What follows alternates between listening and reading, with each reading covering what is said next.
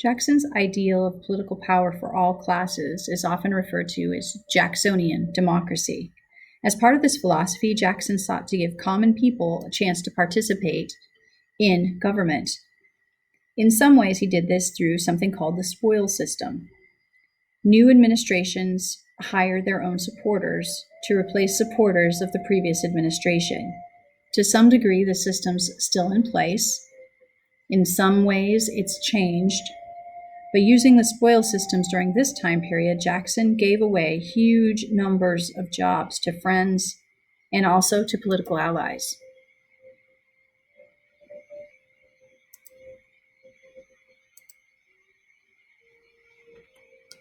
A little bit more about Andrew Jackson.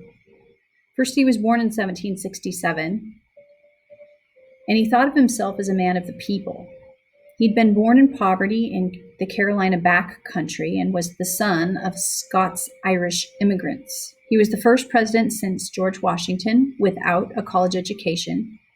At the time of his election, he was 61 years old.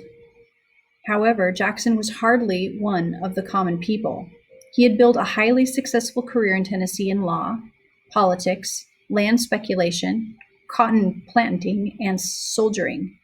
His home, the Hermitage, was a mansion, not a log cabin.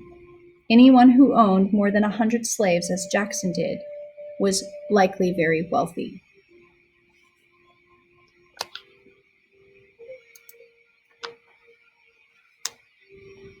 One of the things that Andrew Jackson is known for is the Indian Removal Act. A sad in Native American, from the Native American perspective, of course, the effects of this Indian Removal Act were devastating. In 1830, Congress, with the support of Jackson, passed something called the Indian Removal Act, and under this law, the federal government provided funds to negotiate treaties that would force Native Americans to move west. Many of the tribes signed removal treaties. However, the Cherokee Nation refused and fought the government in the courts. In 1832, the Supreme Court ruled in Worcester versus Georgia that the state of Georgia could not regulate the Cherokee Nation by law, nor invade Cherokee land. However, Jackson refused to abide by the Supreme Court decision, saying, "John Marshall has made his decision. Now let him try to enforce it." The Trail of Tears in the years that followed those court rulings, U.S. troops rounded up the Cherokee and drove them into camps to await the journey west. A Baptist missionary described the scene. The Cherokee were nearly all prisoners. They'd been dragged from their houses and encamped at the forts and the military places all over the nation. And in Georgia especially, the multitudes were allowed no time to take anything with them except the clothes they had on. Well-furnished houses were left as prey to plunderers. Beginning in the fall of 1868, the Cherokee were sent off in groups of about 1,000 each on an 800-mile journey, mostly on foot, and as winter came, more and more of the Cherokee died. The Cherokee buried more than a quarter of their people along what they termed later the Trail of Tears. The forced marches of the Cherokee followed from Georgia to the Indian Territory. That's what it was referred to as then, anyway.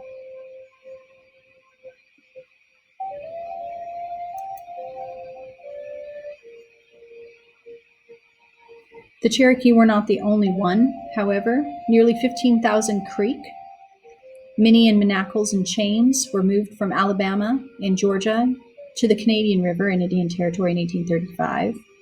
About 14,000 Choctaw relocated along the Red River under the terms of the Indian Removal Act.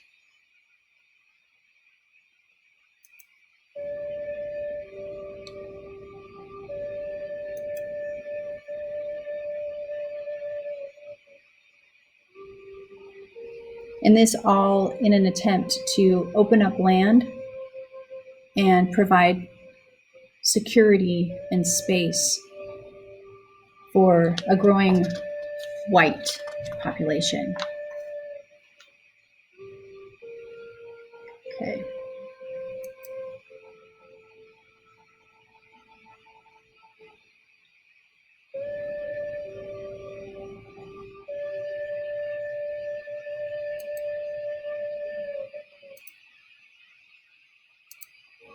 For thousands of years, these mountains were home to the Cherokee, but they were just a small piece of their vast nation, which covered 40,000 square miles.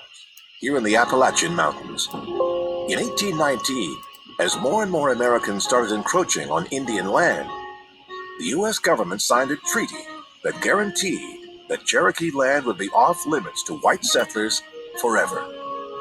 It clearly stated all white people who have intruded or may hereafter intrude on the lands reserved for the Cherokees shall be removed by the United States. Confident that the U.S. government now recognized its sovereignty over its own lands, the Cherokee Nation proceeded to build itself a new capital in 1825, here in what's known as New Echota, Georgia.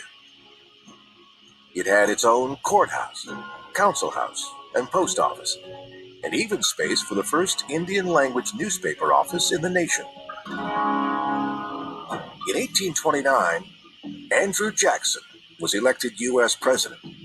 He believed that Native Americans were savages and had no rights to their land, and began proceedings to remove the Cherokee from the southern states to clear the way for white settlement.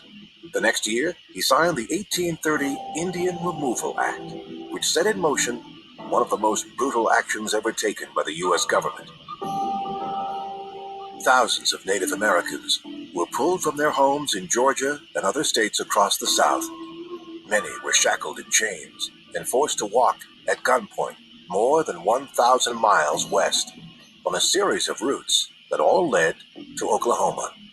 Up to a third of the 15,000 Cherokee who were forced to make the journey died on the way, which is one reason that journey came to be known as the Trail of Tears.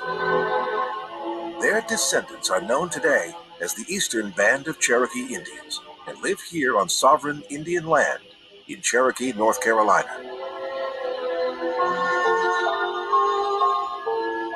Today, young Cherokee here at the local high school learn the language of their forebears. A vast stretch of their tribe's former land, right next to town, is now the Great Smoky Mountains National Park, the most visited national park in the nation.